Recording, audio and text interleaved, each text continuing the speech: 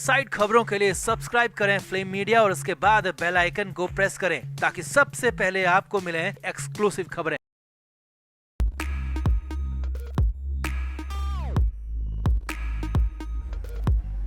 ED यानी कि enforcement directorate या प्रवर्तन निदेशालय, नाम तो आपने सुन ही रखा होगा और काम भी देख रखे होंगे। ईडी देश की ऐसी जांच एजेंसी है जो कि भारत सरकार के वित्त मंत्रालय के राजस्व विभाग के अधीन आती है और इसका काम मनी लॉन्ड्रिंग के गैर कानूनी कामों पर रोक लगाना है। ईडी ने हाल ही में मुंबई में खूब हाहाकार भी मचाया था। संजय राउत, नवाब मलिक और अनिल देशमुख जैसे कई बड़े बड़े नामों को जेल में डाल दिया और अब ईडी के जाल में आकांक्षा दुबे के केस के मुख्य आरोपी समर सिंह भी बुरी तरह फंसते और उलझते दिख रहे हैं। जी हाँ, ये बहुत बड़ी खबर मुंबई से आ रही है जहां ईडी की रेड के बाद खलबली मची हुई है। तो खबरों की माने तो जहां पर मुंबई में समर सिंह का दफ्तर है वहां पर ईडी ने छापेमारी की है। ईडी को वहां पर वाया दुबई मनी लॉन्ड्रिंग का शक है और इसी शक के चलते ये छापेमारी की गई है। अब ये रेड बेहद सीक्रेट तरीके से की गई, कानो कान किसी को खबर तक नहीं लगी और सामने आ रहा है कि अब समर सिंह पर ईडी भी अपना जाल फेंक सकती है। तो क्या है पूरा मामला? ईडी के जाल में कैसे फंसने वाला है समर सिंह? क्या समर सिंह को आकांक्षा की बद्दुआएं लगना शुरू हो चुकी है? आपको बताते हैं सब। आप भी वीडियो को शेयर करें और अपनी राय कमेंट बॉक्स में जरूर दें। तो आगे बढ़ने से पहले आपको बता दें कि हमारे व्लॉग चैनल नीतू की पलटन का लेटेस्ट व्लॉग रिलीज हो चुका है जिसका लिंक डिस्क्रिप्शन में है। आप भी जल्दी से व्लॉग देखें, लाइक, शेयर और सब्सक्राइब भी करें।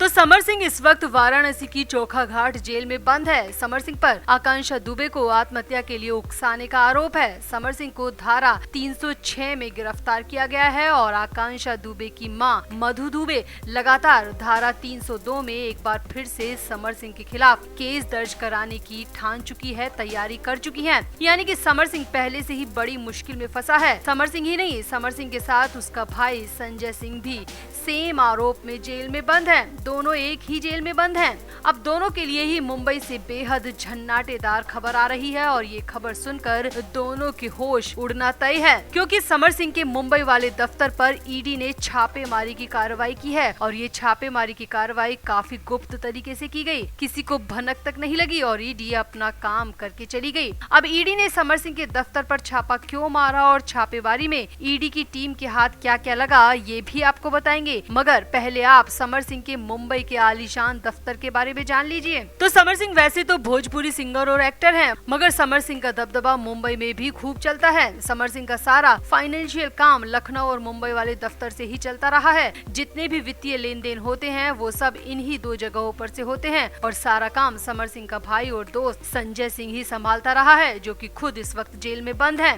तो समर सिंह का मुंबई वाला दफ्तर बांद्रा में बताया जा रहा है और सामने आया है कि समर का मुंबई वाला दफ्तर बेहद आलीशान है और उस दफ्तर से ही समर सिंह का सारा हिसाब किताब चलता है।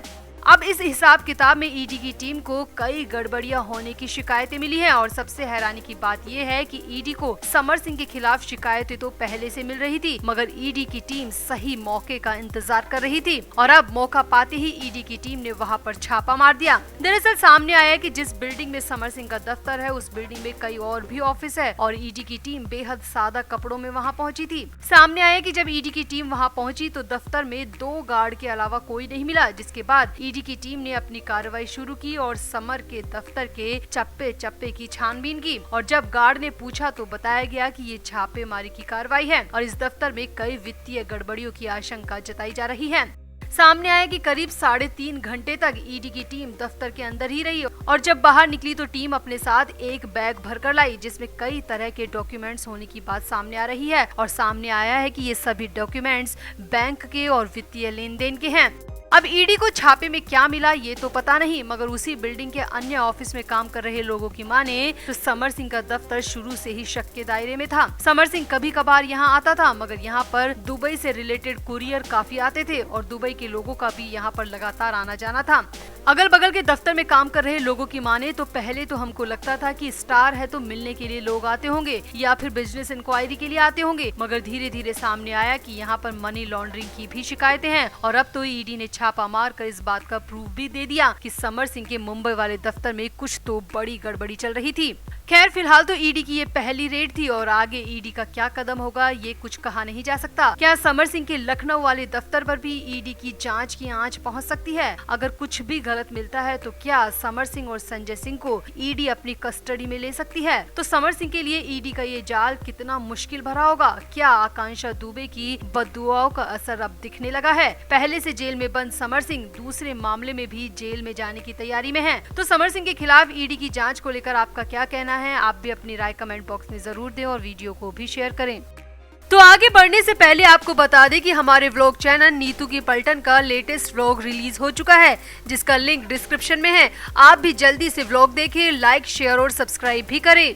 तो भोजपुरी सिनेमा के हिट मशीन कहे जाने वाले खेसारी लाल यादव का दबदबा लगातार YouTube पर कायम है। फिर चाहे बात उनके किसी जोनर के गाने की ही हो, मिलियन का आंकड़ा उनके गाने को पार करने में देर नहीं लगाता। इसीलिए भोजपुरी के मोस्ट प्रॉमिसिंग स्टार के रूप में वो अपनी पहचान रखते हैं। उनकी इसी खासियत की झलक उनके नए गाने ए चुनमुनिया में भी देखने को मिल रही है। इस गाने ने वीक पूरा होने से पहले ही 9 मिलियन व्यूज के आंकड़े को पार कर लिया। इस गाने को अब तक 93 लाख से ज्यादा लोगों ने देख लिया है और व्यूज और लाइक्स लगातार बढ़ते ही जा रहे हैं। अब इसी बीच इसी गाने के प्रमोशन के दौरान खेसारी लाल यादव ने आकांक्षा दुबे की मौत को लेकर उनके खुद के खिलाफ हुई साजिशों पर काफी कुछ कह दिया। शत्रुघ्न उर्फ खेसारी लाल यादव भोजपुरी सिनेमा पर सालों से राज कर रहे हैं। सिंगर, एक्टर, डांसर और मॉडल खेसारी की फैन फॉलोइंग जबरदस्त है। इसीलिए तो वो जो भी कहते हैं लोग उसे पूरी तरह सच मान लेते हैं। अब भोजपुरी सिनेमा में आकांक्षा दुबे की मौत के बाद कई परसेप्शन बदल गए। पूर्वांचल के दर्शकों का विश्वास खत्म हो गया,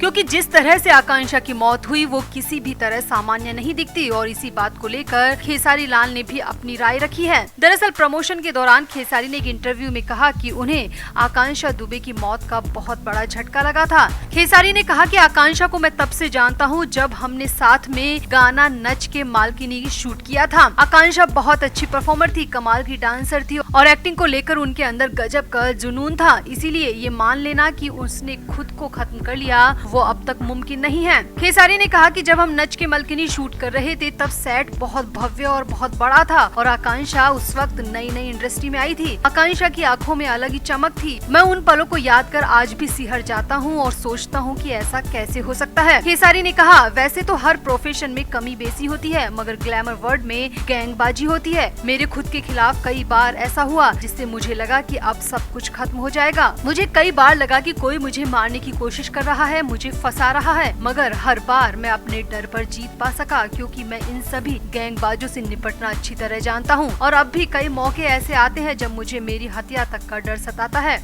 खेसारी ने कहा कि मैं तो सुशांत सिंह राजपूत की मौत के बाद मान चुका था कि किसी दिन मैं भी ऐसे ही हाल में मिलूंगा, मगर मैं उन लोगों से डरा नहीं बल्कि उनका मुकाबला किया। मगर आकांक्षा ऐसे लोगों के चंगुल में फंसी और फंसती चली गई। बेचारी निकल ही नहीं पाई, कभी किसी से कुछ नहीं कह पाई और इसका नतीजा उसको अपनी जान देकर गंवाना पड़ा। खेसारी ने कहा कि मैं तो कई बार सोशल मीडिया के जरिए लाइव दर्शकों को ये बातें बता चुका हूँ कि मुझे मारने की कोशिश की जा रही है या मुझे दूसरा सुशांत बनाने की कोशिश की जा रही है। खेसारी ने कहा, जब मैं डरा घबराया तो मेरे फैंस ने हमेशा मेरा हौसला बढ़ाया, वरना मेरे खिलाफ कई बार साजिशें हुई है। मेरे को खत्म करने की नाकाम कोशिशें हो चुकी है। इसीलिए मैं आकांक्षा की स्थिति को अच्छी तरह से समझ सकता हूँ और उम्मीद करूंगा कि आकांक्षा की मौत को इंसाफ मिले और जल्दी मिले। उसके साथ जो कुछ भी हुआ वो सबके सामने आए। उसने खुद को मारा है या फिर उसे किसी ने मारा है, ये क्लियर होना बेहद जरूरी है। खेसारी ने आखिर में कहा कि हर आत्महत्या के पीछे एक हत्यारा होता है। पुलिस को इस नजरिए से भी जांच करनी चाहिए, वरना केस को फाइलों में दफन होने में देर नहीं लगेगी, जिस तरह से 3 साल से सुशांत का केस दफन हो चुका है। तो आपका खेसारी की इन बातों पर क्या कहना है? क्या हुआ होगा आकांक्षा दुबे के साथ? क्या आकांक्षा दुबे केस का भी सुशांत सिंह राजपूत वाला ही हाल हो सकता है? आप भी अपनी राय कमेंट बॉक्स में जरूर दें और वीडियो को भी शेयर करें।